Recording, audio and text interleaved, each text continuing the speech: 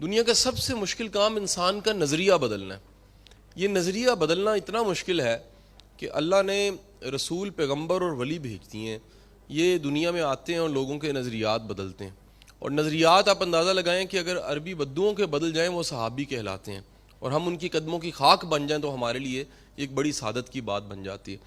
میں جب زمانہ طالب علمی میں خود اسٹوڈنٹ تھا، ایف ایس سی کر رہا تھا، یونیورسٹی انجینئرنگ میں گیا تھا، تو میری جو فکری اصلاح ہے وہ فکری اصلاح میں بالخصوص ایک خاص ایک ایلیمنٹ میں کہوں گا، ایک جز کہوں گا، وہ عشق رسول کا جو میرے پاس گداز اور جو عشق اور محبت مجھے ملی اور فہم ملا، وہ ڈاکٹر طاہر القادری صاحب کی بیانات سے ملا.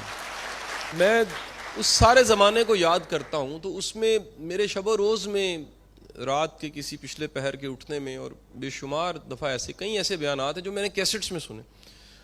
میرے گھر پہ کیونکہ ریکارڈڈ کیسٹس آج بھی رکھی ہوئی ہیں، انسان کو اپنی محنت کے نشان چھوڑنے نہیں چاہیے. وہ ایک بہت بڑا ثبوت ہوتے ہیں کہ آپ مسافر ہیں.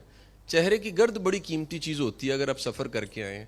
وہ چہرے کی گرد بتاتی کتنی دور سے آپ آئے ہیں.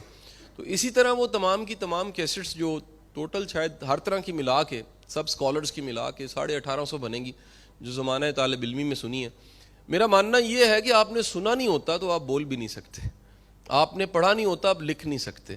آپ کو اتنا ضرور سن لینا چاہیے کہ جب پھر آپ کے بولنے کی باری آئے تو آپ بولیں، لوگ لکھنے لگ پڑیں.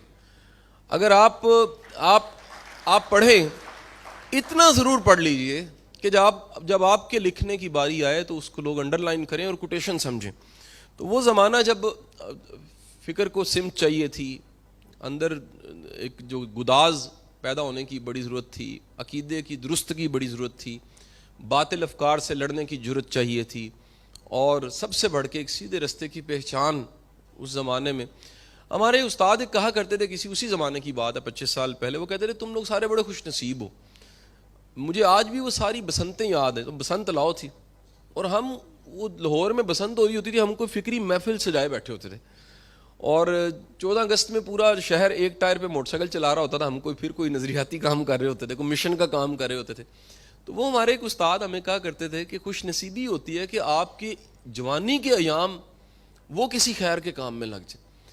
بوڑھے ہو کے تو سب تسبیحیں پکڑ لیتے ہیں، سب وہ ٹوپیاں اور اپنی شلواریں پنجابی میں کہتے ہیں ٹونگ لیتے ہیں، وہ سب کے سب نیک ہونے کی بھرپور کوشش کرتے ہیں. آپ کی خوش بختی ہوتی ہے کہ وہ زمانہ جس میں آتش جوان ہے، آپ میں جذبہ ہے، آپ کا نفس ایک بے لگام گھوڑے کی مانند ہے، اور اس زمانے میں آپ کسی ٹریک پہ ہوں.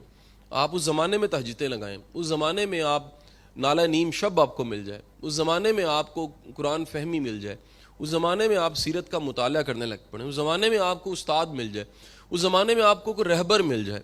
تو میں اس زمانے کو پیچھے مڑ کے دیکھتا ہوں تو میں ہمیشہ تہ دل سے مشکور ہوتا ہوں کہ وہ میری فکری اصلاح ڈاکٹر طاہر القادری صاحب کی کیسٹ سے ہوئی، اور شاید نہ ہوتی. کیونکہ میرا ماننا ہے کہ کوئی بھی شخص، کلیم نہیں میں کر سکتا، میں تو بڑا ایک ادنا انسان ہوں، لیکن کوئی بھی شخص اگر دریا کی وہ روانی سے بہر ہے تو کتنے ندی نالوں اور کتنے جھرنوں کا رول ہے اس میں.